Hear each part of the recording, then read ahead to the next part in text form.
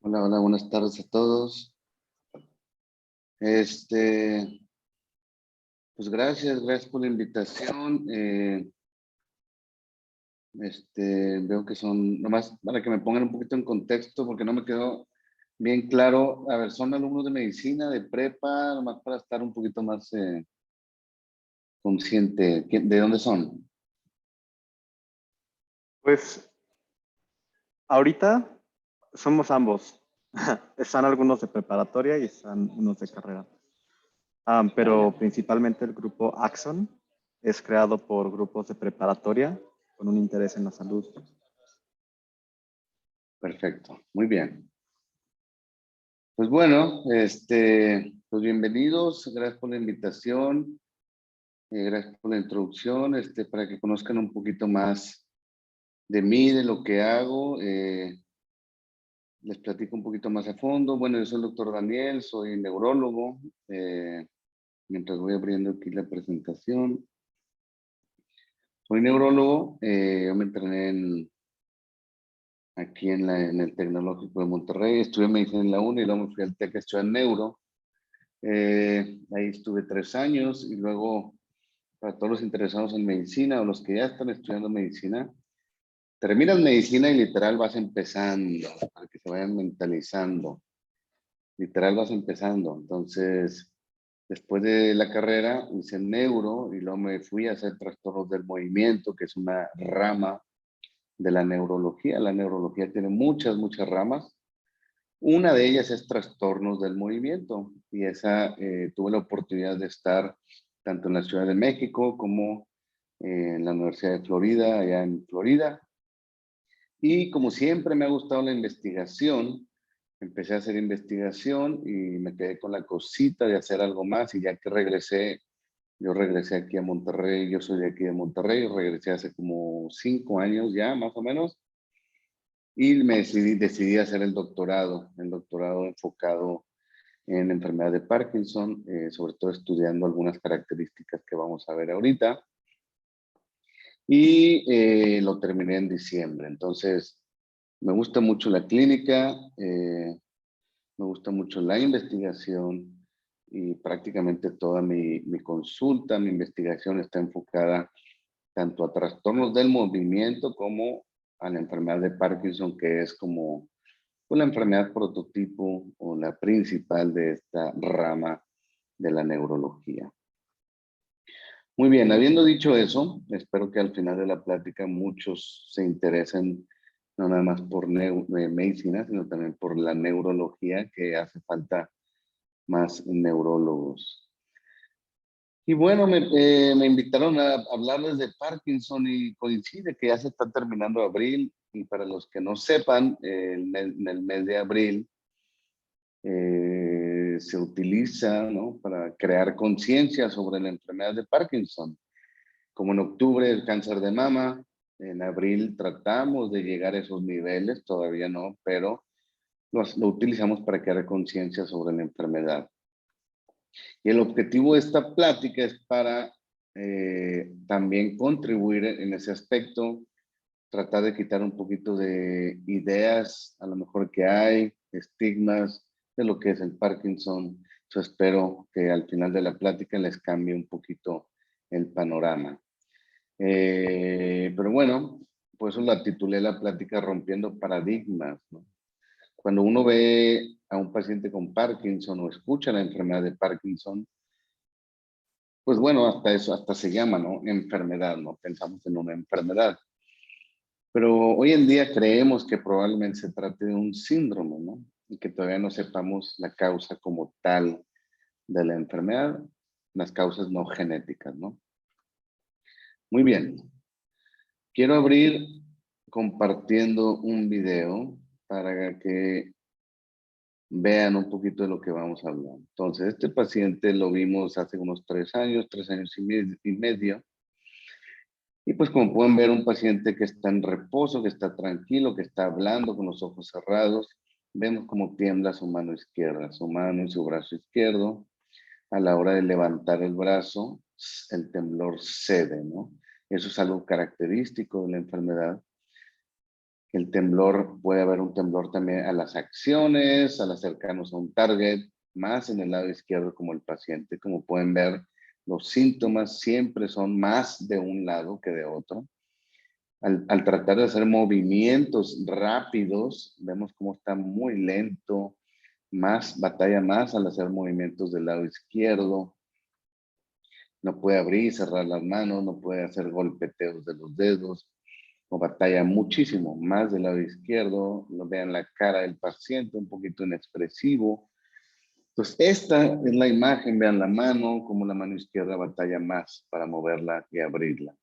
Entonces, este es el prototipo, ¿no? Esta es la enfermedad o las características clínicas del Parkinson. Vean cómo gira el brazo izquierdo en comparación con el brazo derecho, ¿no? A esto le llamamos lentitud del movimiento, bradicinesia con el temblor de reposo y también rigidez que no se ve en el video, pero la rigidez nosotros la palpamos, ¿no? Entonces, con esta triada de síntomas, vean cómo el brazo izquierdo no bracea como el lado derecho, está temblando, ¿no? Este es como lo clásico que encontramos en el paciente. Entonces, nosotros cuando vemos a un paciente con estas características clínicas, pues pensamos en un parkinsonismo. Y siempre me preguntan, ¿qué es parkinsonismo? ¿Es lo mismo que Parkinson? No, no, no. Parkinsonismo solamente es lo que vimos, ¿no? La triada de los síntomas. Ya después nuestra tarea como clínicos es determinar la causa del parkinsonismo. Una de ellas es el Parkinson, otras son medicamentos, infartos cerebrales, tumores, etcétera, ¿no? Entonces, ahora sí, entrando en el Parkinson, lo que quiero es, vieron ese video y eso es como lo primero que pensamos cuando escuchamos la palabra Parkinson. Lo que quiero es cambiarles un poquito la idea o ampliarla y no nada más centrarnos en esa tríada clásica. Entonces, siempre, hoy en día nos preguntamos, a ver, ¿es una enfermedad o es un síndrome? Que todavía no encontramos la enfermedad. En 1872, hace más de pues mucho tiempo, 200 años, menos de, no sé, hace muchísimo tiempo, se describió las características clínicas del Parkinson, ¿no? La gente en ese entonces, Charcot o el propio Parkinson, describieron pacientes que ellos veían caminando en las plazas o en su propia clínica que tenían en aquel entonces, y veían pacientes con rigidez, con temblor, con lentitud del movimiento, ¿no? Entonces ellos determinaron estas características como el inicio de lo que hoy en día conocemos como el Parkinson. Y ha habido una tendencia en los primeros 100 años, yo creo, o 150 años, de clasificar al Parkinson de acuerdo a las características de motricidad o motoras. Ah, es el Parkinson que tiembla más. Ah, es el Parkinson que no tiembla tanto, ¿no? Que le llaman rígidos.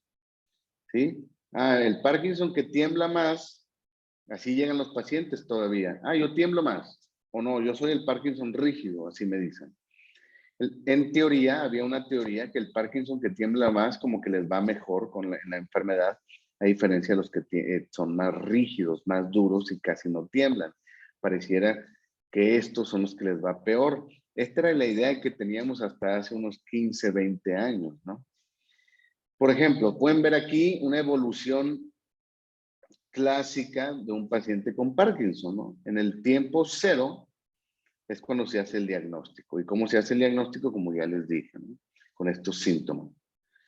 Pero como pueden ver, los síntomas no motores, o sea, no todo es motor en Parkinson. Los síntomas no motores de la enfermedad, como estreñimiento, como trastornos del sueño, como pérdida del olfato, como depresión, como síntomas urinarios bajos, pueden iniciar hasta 10 o 20 años antes del inicio de los síntomas motores.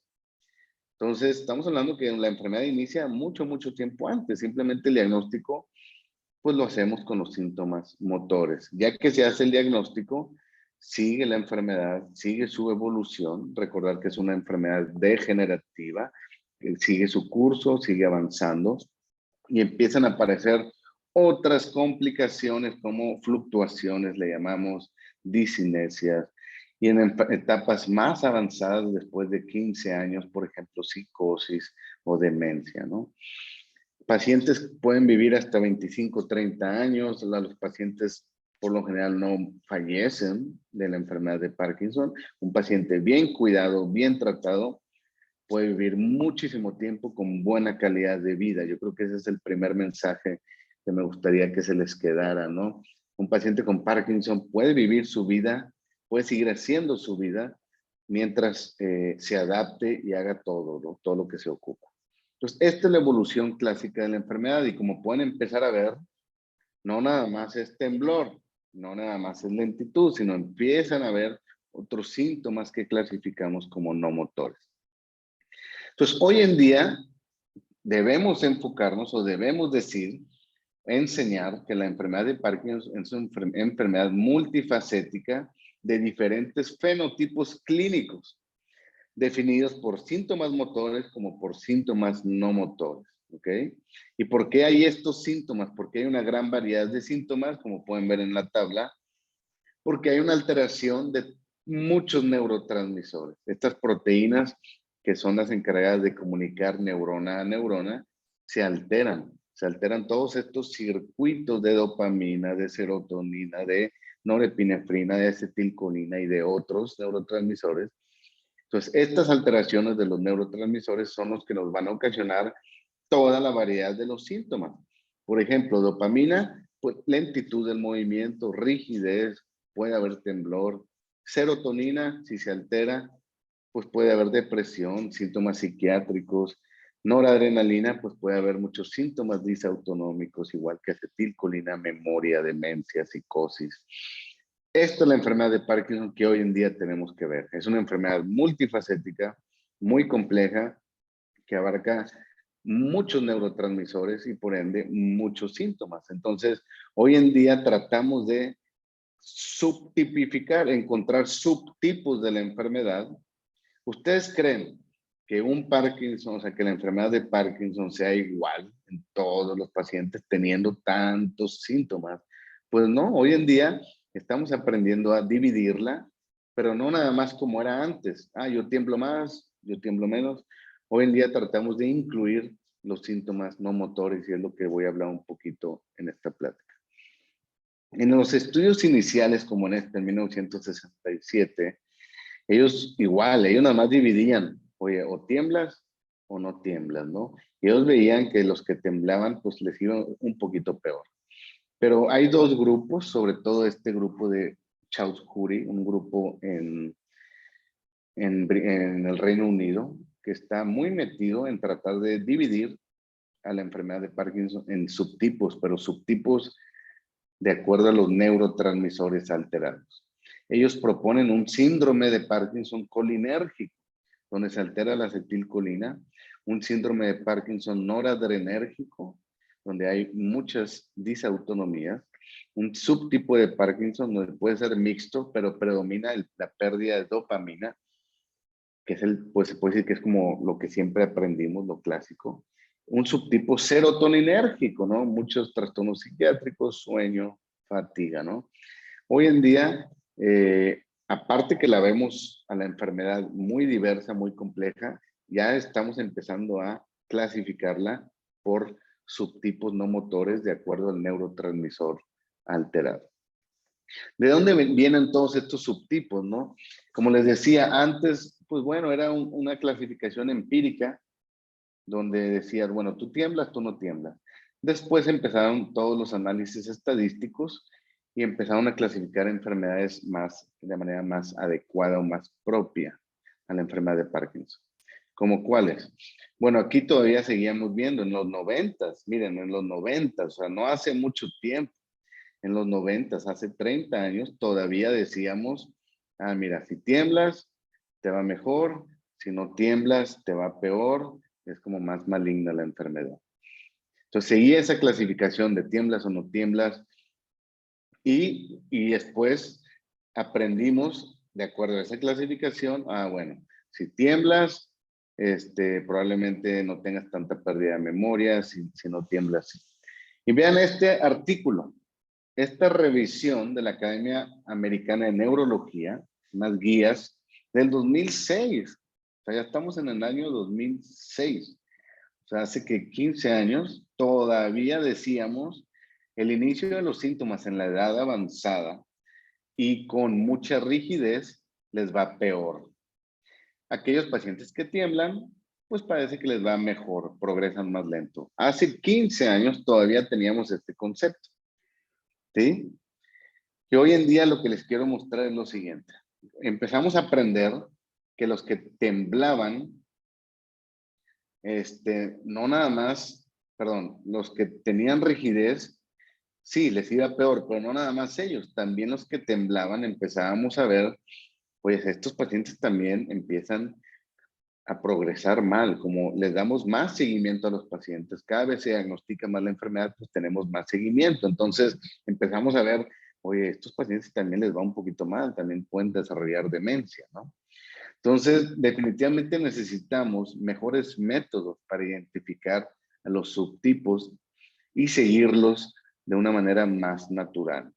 Siempre pongo estas fotos porque son películas que me imagino que ya vieron y si no se las recomiendo, cómo la estadística bien aplicada cambió el curso de algunas cosas, como en el béisbol, en esta película habla de eso, o incluso cómo determinar en dónde va a caer un cohete a la luna o de regreso con el uso de estadística. Entonces empezamos a usar estadística más aplicada en la clasificación de la enfermedad y empezamos a aprender otras cosas. Y esto estamos hablando en los últimos 15 años, 10 años. Por ejemplo, vean estos papers del 2015. O sea, hace 6, 7 años, no hace mucho tiempo.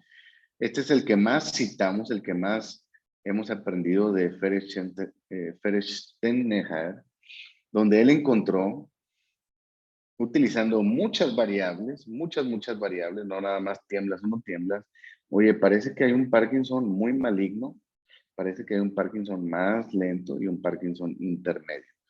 Pero como pueden ver, si a alguien se le ocurre hacer análisis, pues puede encontrar varias cosas.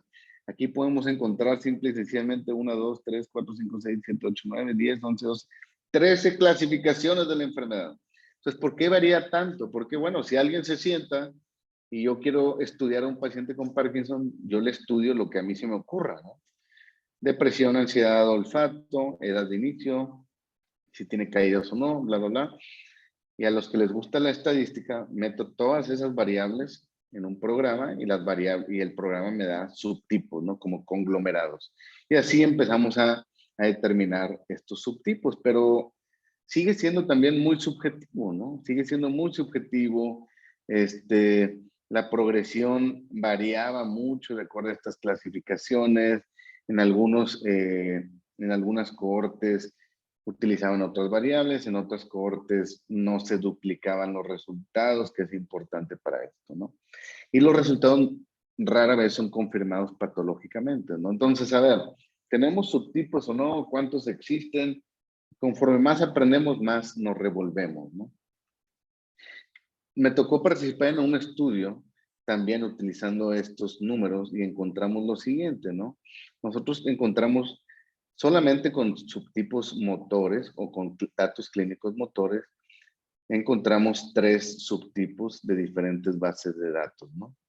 De 3 bases de datos diferentes encontramos 3 subtipos, uno que es un poquito más de temblor, uno que es un poquito más de inestabilidad con rigidez y uno más intermedio y que van progresando. Pero si pueden ver, lo que nos llamó la atención es lo siguiente. Aquellos pacientes que iniciaban, tenían aparentemente, había más pacientes con temblor. Conforme fueron avanzando o los fuimos siguiendo con el tiempo, ¿qué fue pasando? Aquí se los voy a mostrar. ¿Qué fuimos encontrando? Que conforme fue pasando el tiempo, los pacientes, pueden ver aquí en negro, los pacientes con temblor disminuían. Los pacientes con rigidez, inestabilidad postural aumentaban. Entonces, ¿esto qué nos dijo? Oye, los que tienen temblor no son aquellos pacientes que les va súper bien. Oye, con el paso del tiempo, como pueden ver aquí, de los 0 años a los 6, 8 años, algunos se van a convertir en el otro subtipo, ¿no?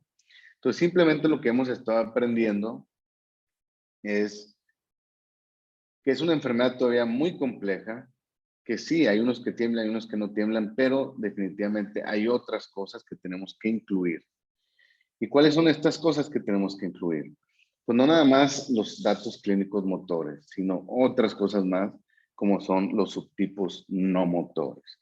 Y en estas dos revisiones de estos grupos que les digo, de la Gran Bretaña, ellos se están enfocando en clasificar a la enfermedad de Parkinson no motor. Entonces, hoy en día, a mí me gustaría que habláramos del Parkinson, o que los pacientes llegaran conmigo y dijeran, doctor, yo tengo Parkinson, que tengo mucha depresión y ansiedad.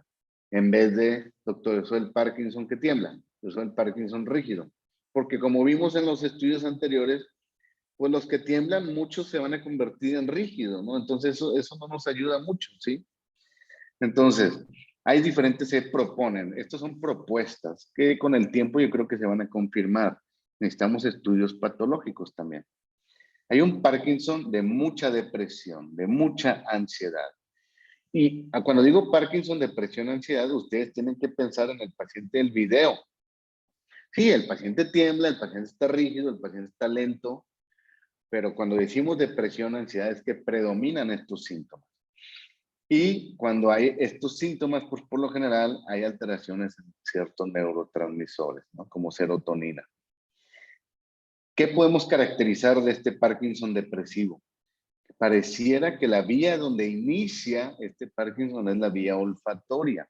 Hay mucha alteración del olfato, ¿sí? Mucha anosmia, hay fatiga, hay dolor, hay pérdida de peso y obviamente mucha depresión y ansiedad. Hay mucha alteración del neurotransmisor de serotonina. Entonces, este es un subtipo no motor que hoy en día lo tenemos que buscar. ¿Por qué? Porque el enfoque tiene que ser diferente, ¿no?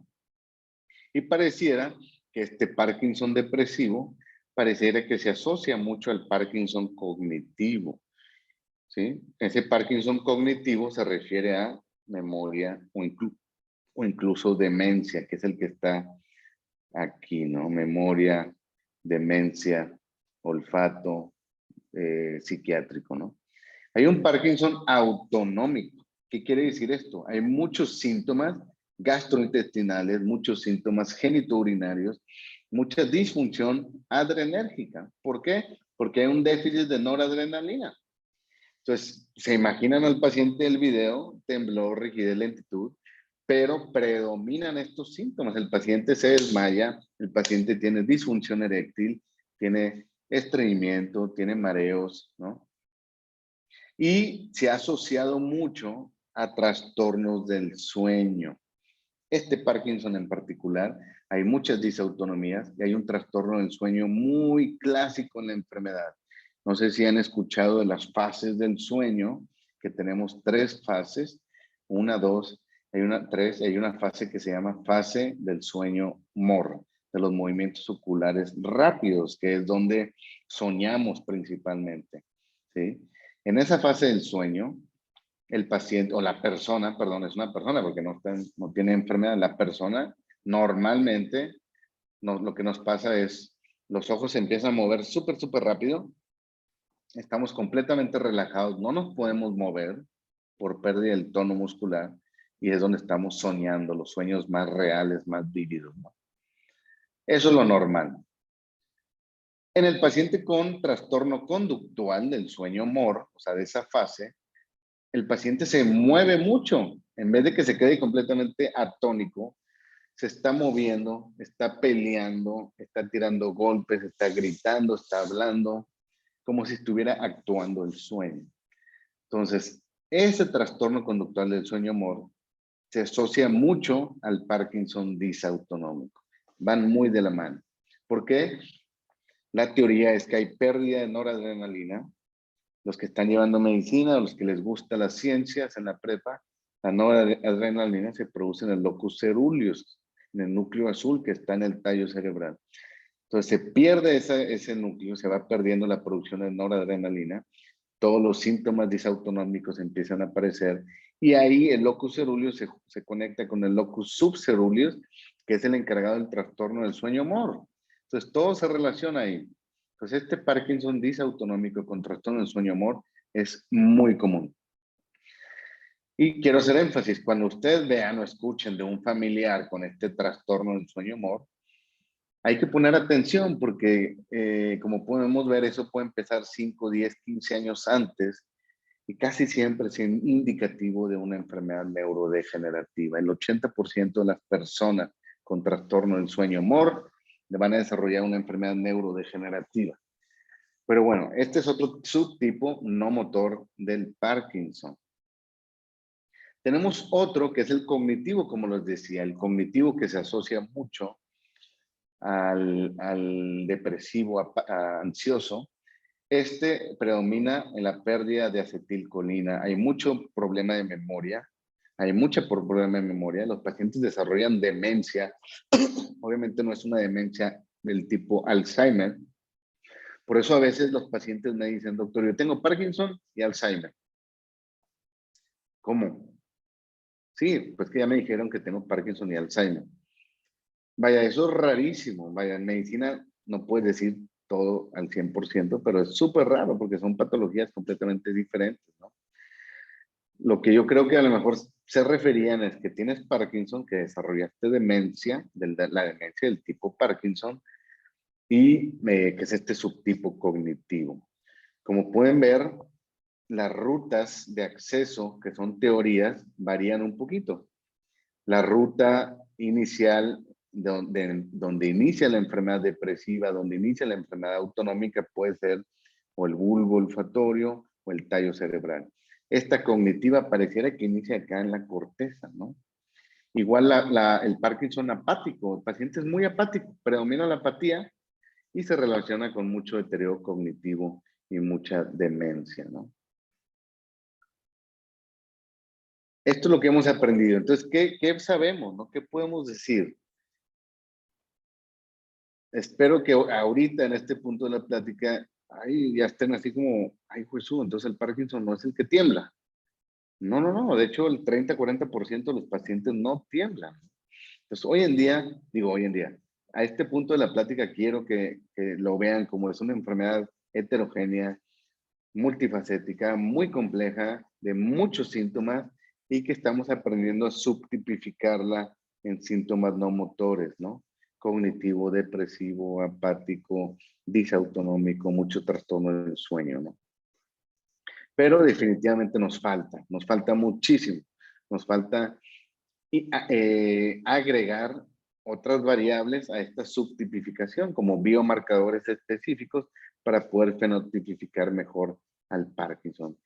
Tenemos que aprender mucho de otras especialidades, ¿no? Hoy en día se maneja mucho la medicina de precisión, donde, ¿de qué se trata la medicina de precisión?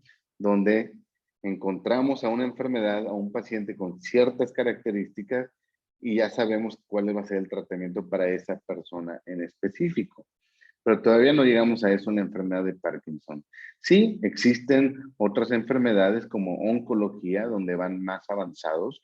Sabemos que en los oncólogos o los cirujanos resecan el tumor se analiza genéticamente, molecularmente, y en base a eso están los agentes de quimioterapia enfocados a esas alteraciones moleculares. O sea, están súper avanzados en la medicina de precisión. Nosotros todavía no. Pues esperemos que un día lleguemos a eso, pero para eso necesitamos biomarcadores, necesitamos más variables clínicas para mejorar nuestra fenotipificación en el Parkinson. Y otras áreas de la medicina, la inmunología, los endocrinos, cada vez se meten más, y definitivamente la oncología a esta medicina de precisión. En neurología, como les decía, vamos un poquito atrasados. Algunos que están intentándolo, epilepsias o hemorragias subaracnoideas por aneurismas, donde involucran genes, involucran otros biomarcadores. Pero bueno, en el Parkinson estamos en pañales, ¿no?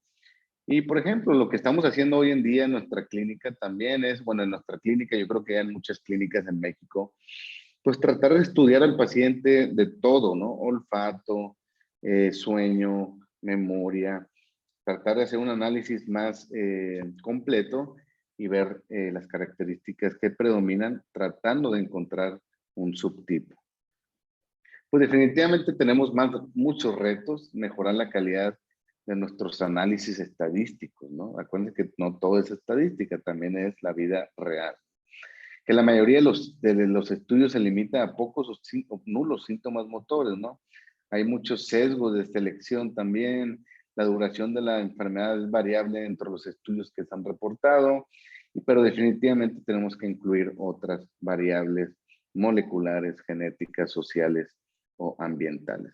Y conforme aprendemos, cuando van aprendiendo o estás leyendo, surgen muchas dudas, ¿no? Es lo bueno de la investigación, lo bueno de la medicina, lo interesante, lo bonito, que conforme estás leyendo y aprendes más cosas, ¿no? Por ejemplo, las preguntas que a mí me nacen, oye, los que tiemblan son realmente Parkinson o no? O sea, los que se quedan como puro temblor, los que no cambian hacia la forma más rígida, ¿son realmente Parkinson? Los que son más rígidos son los genéticos, etcétera. Entonces, con todo esto, ¿con qué ideas se quedan? O sea, ¿estamos hablando de una enfermedad de Parkinson o realmente es un síndrome de muchos síntomas que todavía no encontramos la enfermedad? Yo soy de la idea que estamos ante un síndrome de Parkinson que predominan síntomas colinérgicos, que predominan síntomas noradrenérgicos, dopaminérgicos, etcétera. Te conocemos causas genéticas, podemos decir, ok, este síndrome de Parkinson disautonómico es por mutación tal. Pero en el 75-80% de los pacientes todavía no conocemos la causa.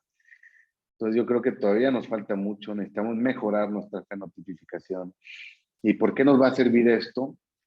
La manera en que yo me imagino la consulta del Parkinson en el futuro es, yo me lo imagino así como cuando vas a Home Depot, cuando vas a esas tiendas, ¿no? Grandes, el pasillo del baño, el pasillo de la cocina, ¿no? El pasillo de electricidad. O sea, una tienda súper grande, pero tiene secciones, ¿no?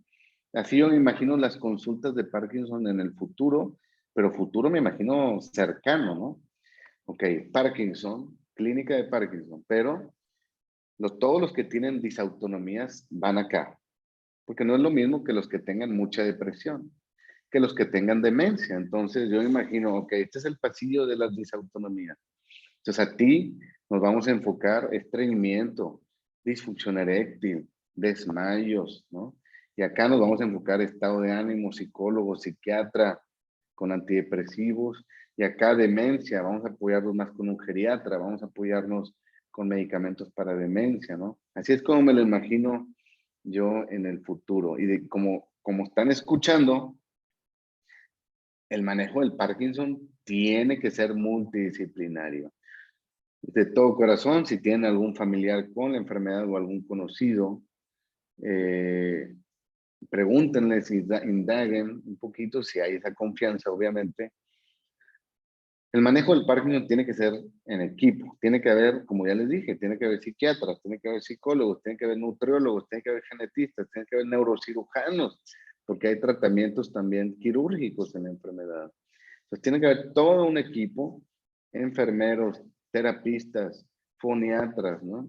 Cardiólogos, urólogos, gastroenterólogos, todo un equipo para mantener estable al paciente durante todos estos 20, 30 años o lo que vive el paciente, porque al final la imagen que tienen que tener del Parkinson es que es una enfermedad con la que se puede vivir y se puede vivir bien, ¿ok?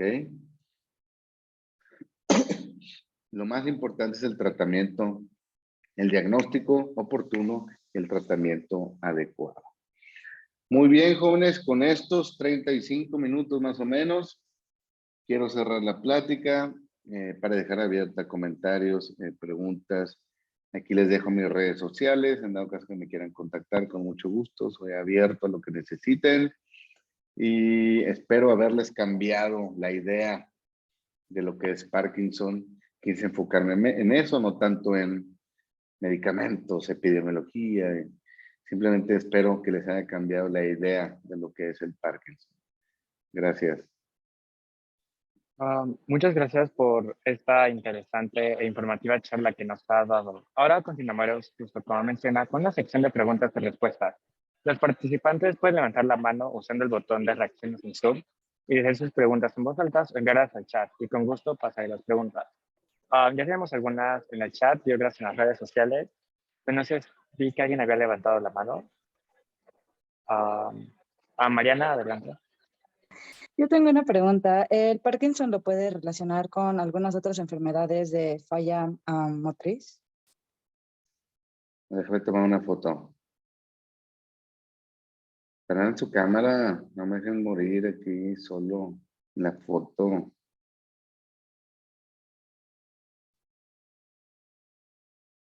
A ver. Muy bien. A ver, otra vez, perdón. ¿El Parkinson usted lo puede relacionar con alguna otra enfermedad motriz? Como los síntomas de ataxia. La enfermedad de Parkinson como tal, no.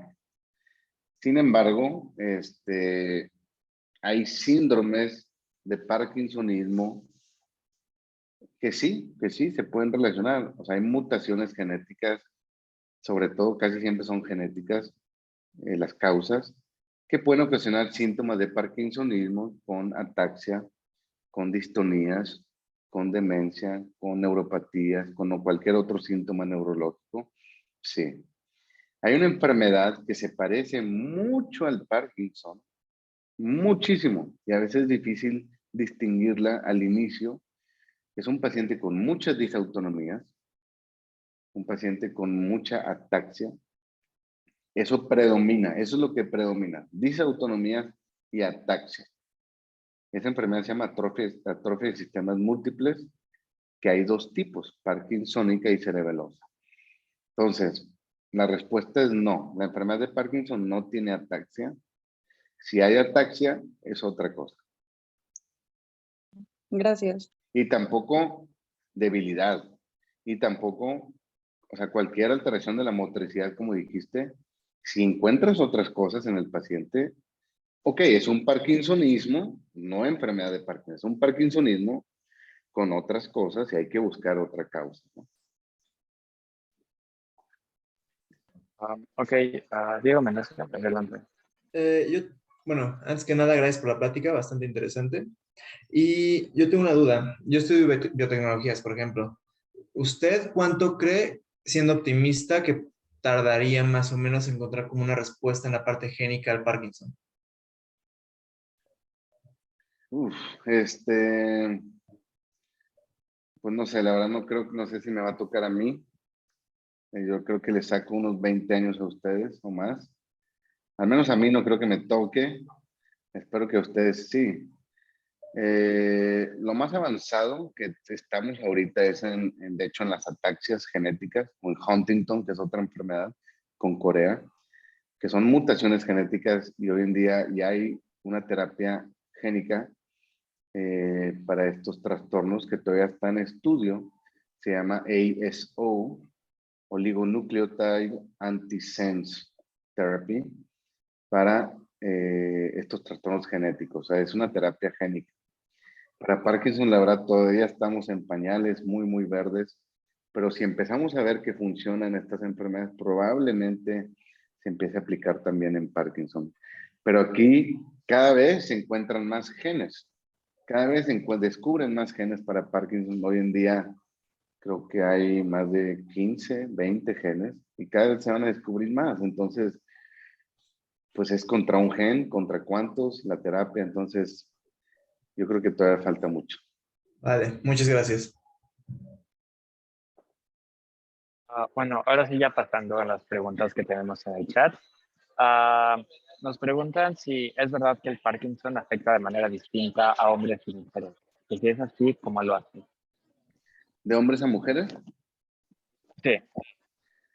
Hay algunos estudios, me tocó participar en un estudio cuando estaba entrenándome y sí, sí hay algunas diferencias, ¿eh? Otra vez, de los síntomas no motores. Vamos a olvidarnos un poquito de los motores, como que eso predomina en todos, lentitud, rigidez, ¿no? Pero los síntomas no motores pareciera que sí, pareciera que los hombres tienen más disfunción eréctil, bueno, obviamente síntomas genitales, las mujeres pareciera que tienen más síntomas psiquiátricos, depresivos, ansiedad. Pareciera que sí, no sé, influye a lo mejor lo hormonal. También hemos visto que en las mujeres en los periodos menstruales les va muchísimo peor, se ponen súper mal en los síntomas motores. Sí, algunas características, pareciera que en los hombres a lo mejor desarrollan un poquito más de demencia, de psicosis, pero otra vez, es lo que les decía hace rato. O sea, no nada más podemos meter la variable género. Necesitamos meter género, edad, historia familiar, fuma o no fuma, dónde vivió, alimentación, biomarcadores, para poder determinar más claro el subtipo. Ah, mira, fíjate que la mujer que con diabetes, que vive no sé dónde, que estuvo expuesta no sé dónde, de 40 años, de 50 años, ella, o sea, no nada más la mujer, sino ese grupo es más depresivo, ¿no? Es lo que nos falta, ¿no? Vale, muchas gracias. También nos preguntan si después de ser diagnosticado con la enfermedad de Parkinson, ¿qué cambios de estilo de vida se deben de hacer, por ejemplo, en la dieta? O si en esa parte no afecta. Sí, claro, claro, es súper importante. Yo siempre les digo a los pacientes, lo primero que tienes que hacer es, uno, aceptar que te tocó, porque sí es un cambio de vida. De hecho, es lo más difícil para mí, decirle a los pacientes dos palabras, no tienes Parkinson. Es lo más difícil. Es un momento súper, súper estresante, donde a partir de ese momento cambió la vida, ¿no? Entonces, ya que el paciente acepta la enfermedad, hay que adaptarnos. Siempre les digo, ahora te toca adaptarte. Dormir 7 horas al día o en la noche. No, es que yo no puedo porque trabajo un chorro. Duerme 7 horas. Tienes que dormir. Tienes que comer bien, como preguntan. ¿Y qué es comer bien? Es comer sanamente. Yo creo que hoy en día las generaciones como ustedes comen mucho mejor que nosotros. Entonces, una dieta sana, o sea, no hay una dieta específica para Parkinson, pero es comer sanamente proteínas, carbohidratos, grasas, 2 litros de agua al día, tus vitaminas, tus minerales, tus antioxidantes. Es comer bien en general. Ejercicio, 150 minutos de ejercicio a la semana, aprender cosas nuevas, socializar, no aislarte, que no te dé pena. Todo eso es la manera en que son mis recomendaciones, que no son farmacológicas, ¿no? No son medicamentosas. Métete a yoga, pilates, tai chi, todo eso ayuda, ¿no? Para adaptarte a esta nueva vida y mejorar la calidad de vida, ¿no? Son todas mis recomendaciones que le doy a los pacientes. Y de la dieta básicamente les digo, come bien. Yo me apoyo con una nutrióloga. Cuando el paciente ya está más interesado, los mando con la nutrióloga para que ella les diseñe una dieta específica para ellos. Pero al final es comer bien, ¿no? Sanamente. Muchas gracias. También preguntan si puede que el envejecimiento aumente la posibilidad de un desajuste en los transmisores y o una progresión en la enfermedad del Parkinson. Sí, definitivamente, claro que sí. La edad es un factor de riesgo para desarrollar Parkinson. Si todos viviéramos 100 años, yo creo que la mayoría desarrollaría síntomas de Parkinson, simplemente por la degeneración, ¿no? Pero sí, la edad es un factor de riesgo muy, muy importante para el desarrollo. Para la progresión, o sea, si ya tienes Parkinson, para la progresión la edad no tanto, simplemente es pues la evolución de la enfermedad. Como vieron, pues si ya tienes 20 años, pues probablemente ya tengas alucinaciones, psicosis, demencia, dependiendo del perfil, ¿no? No tanto, ahí ya no tanto la edad, sino el tiempo de progresión de la enfermedad. Vale, y pasar a la siguiente pregunta. ¿Existen factores epigenéticos que aumenten o ralenticen la progresión de la enfermedad de Parkinson? Vaya, todavía estamos aprendiendo de eso. Algunas bacterias, sobre todo de la cavidad oral, que alteran los genes, ¿no? En teoría, son sospechas de que algo pudiera estar ocurriendo ahí, ¿no?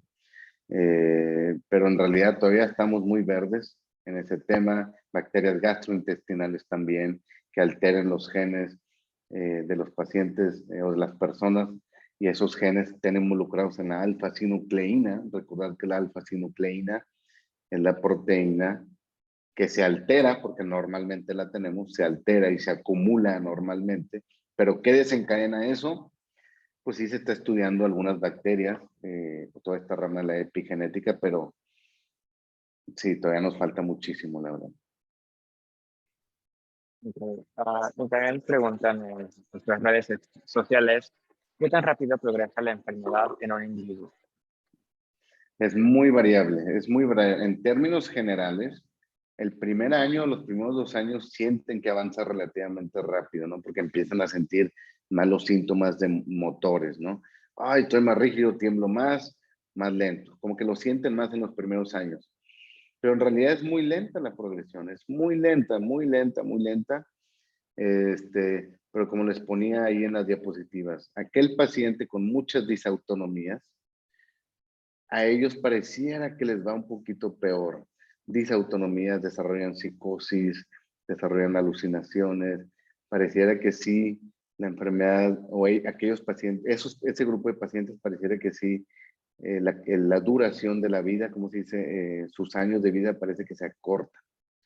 Entonces, en específico, ese grupo en particular sí pareciera que progresara un poquito más rápido, pero más rápido me refiero de 30 a 25 años, ¿no? O sea, no me refiero en una semana. O sea, sí es una progresión muy lenta en general y progresiva, o sea, cada vez empieza. O sea, pues el paciente cuando tienen 10 años con la enfermedad y se sienten súper bien y por X razón dejan de tomar el medicamento, se les olvidó, bla, bla, ¡pum! Sienten los síntomas y ahí dice, ahí se dan cuenta, ay, Jesús, sí tengo ya 10 años con la enfermedad, ¿no? Más que no la van sintiendo porque es muy lenta y con los medicamentos te la vas llevando controlada. En el chat preguntan, ¿cómo otras enfermedades neurodegenerativas nos pueden enseñar en cómo funciona la enfermedad del Parkinson, sus causas y sus posibles tratamientos? A ver, otra vez, perdón. Sí. ¿Cómo otras enfermedades neurodegenerativas nos pueden enseñar en cómo funciona la enfermedad del Parkinson, sus causas y sus posibles tratamientos? Sí, no, yo creo que es muy buena pregunta.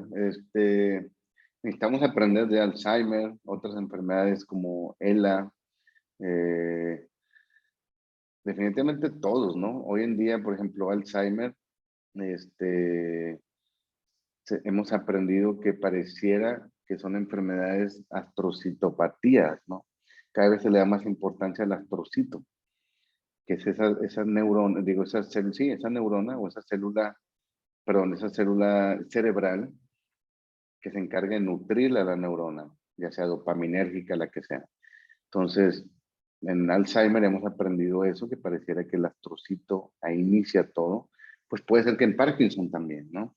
Entonces, sí, definitivamente otras enfermedades neurodegenerativas. Yo creo que tenemos que aprender más todo lo molecular, entender mejor cómo funciona a nivel fisiopatológico y de ahí pasarlo a otras enfermedades degenerativas, ¿no?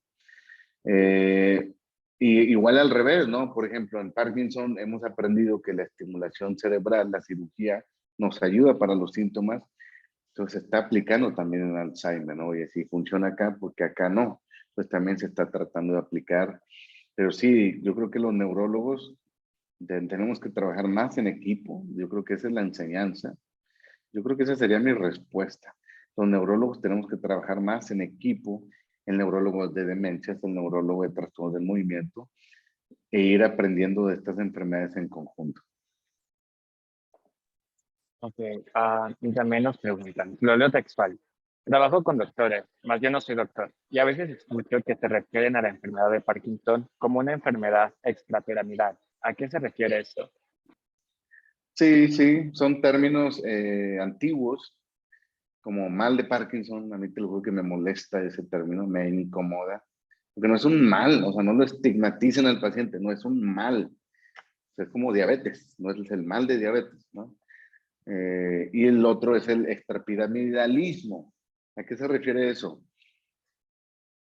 La vía piramidal cerebral es la encargada de que nos movamos, ¿no? De la movilidad. Vía piramidal, corteza, músculos, toda la vía, las conexiones, se llama así piramidal, hace que te muevas. Entonces, a alguien se le ocurrió, bueno, los síntomas de Parkinson, que son lentitud, rigidez y temblor, pues están fuera de esa vía, fuera de esa vía, extrapiramidal. Pero hoy en día ese término ya no lo usamos para referirnos al Parkinson. ¿Por qué? Porque extrapiramidal puede ser cualquier cosa, no nada más las vías o los circuitos de los ganglios de la base, que son los encargados de la lentitud, de la rigidez, ¿no? Por eso algunas veces pueden leer extrapiramidal que se refieran al Parkinson, pero son términos antiguos. Hoy en día extrapiramidal solamente es todo lo que se refiere todo lo que se refiere afuera de la vía piramidal, pero cualquier vía, ¿no? Y en realidad los circuitos cerebrales de los ganglios de la base, de los neurotransmisores que les comenté, son los encargados de los síntomas del Parkinson. Va, gracias.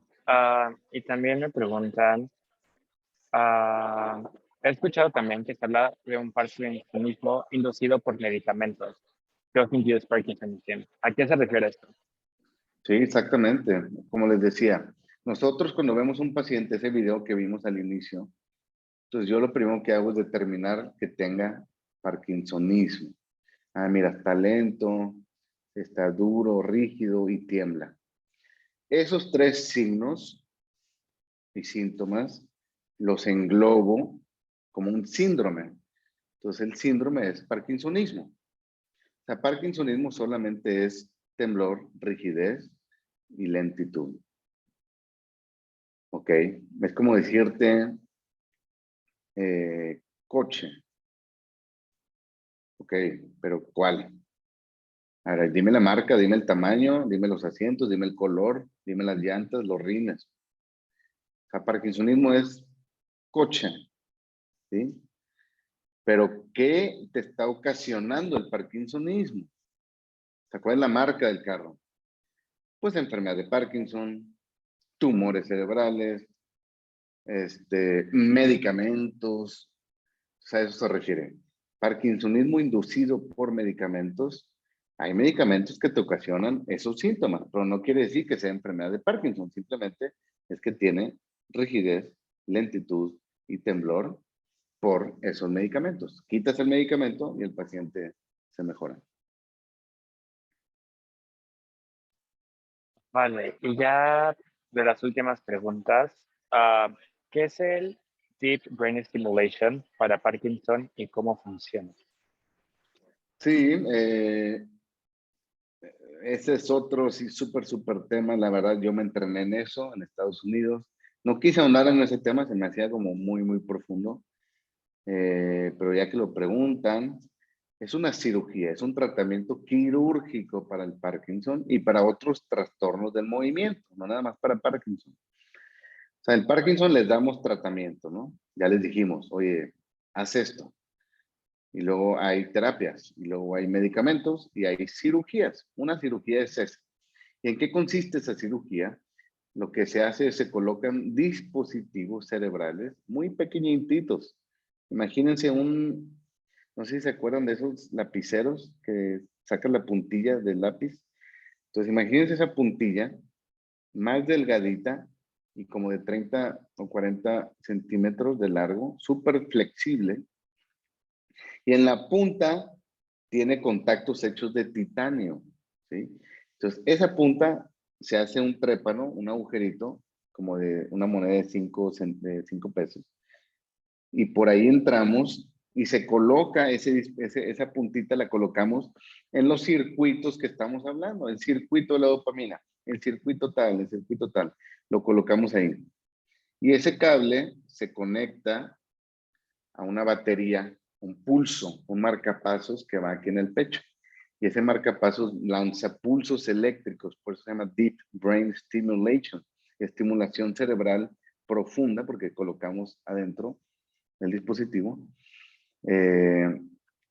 para regular los circuitos y los síntomas del Parkinson. En eso consiste este tipo de cirugía, ¿no? Y es un tratamiento que ya tiene 30 años que se hace. En México está agarrando más popularidad hoy en día. La verdad, los pacientes que son candidatos, porque no todos son candidatos, les va súper bien. Ok, y ya la última pregunta que tenemos es, ¿el parcapatía qué tan severo puede ser? Ya sea más que nada limitaciones en la vida cotidiana.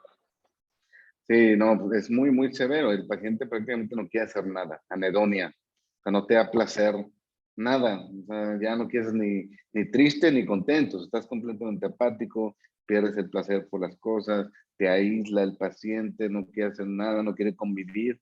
Y se asocia, como vimos, a deterioro cognitivo o demencia. Entonces, la verdad, ese subtipo también es difícil, es complicado, porque no tenemos un medicamento para apatía como tal.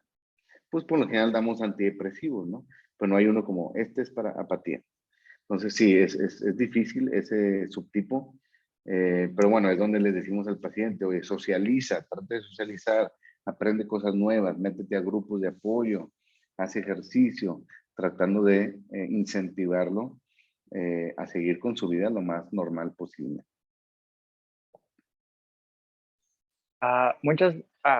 Vale, parece que tenemos otra pregunta. Mariana. Yo tengo una duda sobre los síntomas atípicos que una persona puede tener. Cuando una persona tiene síntomas atípicos, pero igual tiene la misma enfermedad, ¿cómo le hacen los doctores para poder llegar al diagnóstico? Ok. El diagnóstico de todas estas enfermedades degenerativas relacionadas a parkinsonismos son clínicos. Todavía no tenemos un estudio diagnóstico. Ah, mira, hazte este examen de sangre, hazte esta resonancia.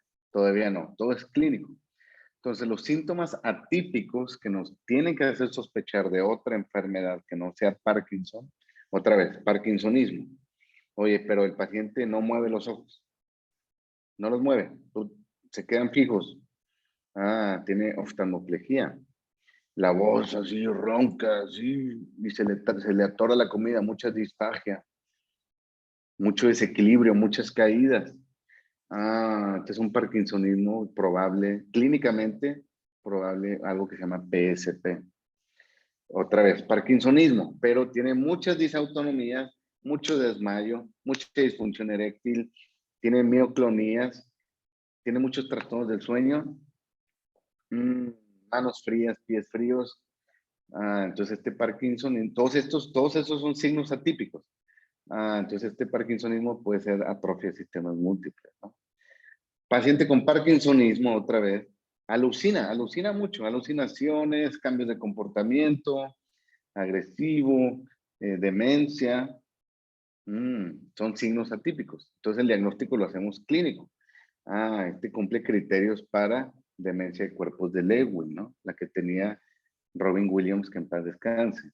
Pues así le hacemos, o sea, eso es mucha clínica, conocer todos los signos atípicos de Parkinsonismo, y si los tiene, mira, se me hace que va para acá, se me hace para acá o para acá.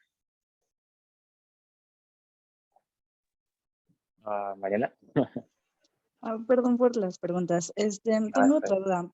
Usted había mencionado antes que el Parkinson como que se va desarrollando y empieza a generar como nuevos síntomas, ¿no? Conforme pasa el tiempo. Entonces, en el momento en el que una persona todavía no ha sido diagnosticada con esta enfermedad o este trastorno y se siguen desarrollando, ¿a qué punto o en qué momento se le puede dar un diagnóstico ya fijo cuando tiene ya muchos síntomas que no lo dejan seguir con su vida? Sí, sí, sí. O sea, los síntomas cardinales, los síntomas que agarramos como core, son los motores, ¿sí? O sea, si el paciente tiene lentitud, rigidez y temblor, eso es lo principal, ¿no? Que ya tenemos al parkinsonismo. Después hay otros criterios, vaya, no los puse ahí, pero hay otros criterios. A ver, ¿tiene alguno de los otros 20 síntomas que te dije ahorita? Sí, entonces no es Parkinson. Si no, el de Parkinson prácticamente no tiene nada de eso, de lo que te dije ahorita, sobre todo al inicio, ¿no? Si me dices un paciente que ya tiene 10, 15 años con la enfermedad, pues yo también la experiencia, yo digo, un paciente con 15 años con la enfermedad, pues va a tener parkinsonismo, tienen buena respuesta al tratamiento, ese es otro dato clínico importante, muy buena respuesta al tratamiento, si ya está avanzado, ¿verdad? Un paciente que ya me llega con 15 años, buena respuesta al tratamiento, parkinsonismo, puede estar alucinando, puede tener demencia, es parte de 15 años, tiene algo que llamamos fluctuaciones, no sé, en ese chart que puse, en medio venía fluctuaciones y disinesias. Es un paciente ya avanzado. ¿Cómo lo diagnosticas? Ah, ok, tiene fluctuaciones, tiene disinesias, que es parte de la enfermedad. La enfermedad de Parkinson es lo único que te ocasiona eso. Esos movimientos de Michael J. Fox, ¿no? Buena respuesta al tratamiento. El paciente te dice, oye, yo me tomo la levodopa y soy otro. Literal, normal, pero se me acaba el efecto.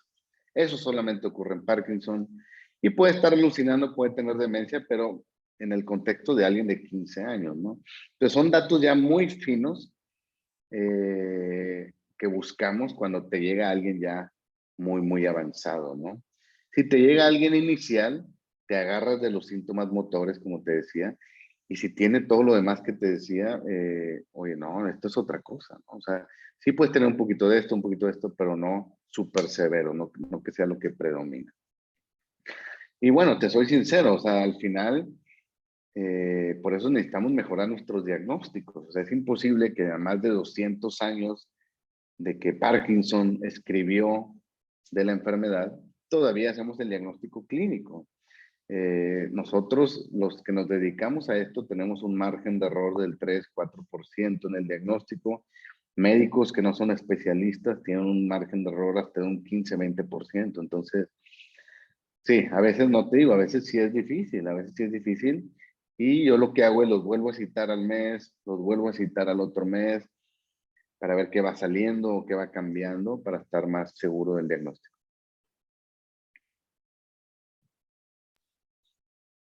Mariela. Tengo otra duda. Usted había hablado que ahorita están viendo los estudios genéticos. En este caso, si no mal recuerdo, existe un estudio genético que es como en cadena, que se alarga, y otro en el que una tecla en el gen está mutada. Normalmente, cuando hablamos de Parkinson, ¿qué es lo más frecuente que se encuentra? Híjole, ahí hay, la verdad, es mucha variedad, hay mucha variedad. No, no hay problema. ¿Ali quién es? Es que me está mensajeando. Es una compañera del grupo científico. No se Ah, ¿no está preocupe. aquí? No está Creo que conectada. no. Ah, ok, ok. No, no hay problema que lo suban, a YouTube. Vaya, depende del gen, depende del gen. Hay un diferente tipo de mutaciones, diferentes características de la mutación, por expansión de repeticiones, por deleciones, por cambios en el, vaya, son términos genéticos que no me acuerdo muy bien, pero no hay algo en particular, ¿no? Varía mucho, depende del gen y de hecho ahorita, hoy en día que estamos participando en un estudio genético con toda Latinoamérica, se va a hacer un estudio multinacional o multipoblacional para seguir aprendiendo los genes y seguramente vamos a aprender más de cuáles son los cambios genéticos en el Parkinson. La verdad, ahorita no te tengo esa respuesta súper exacta.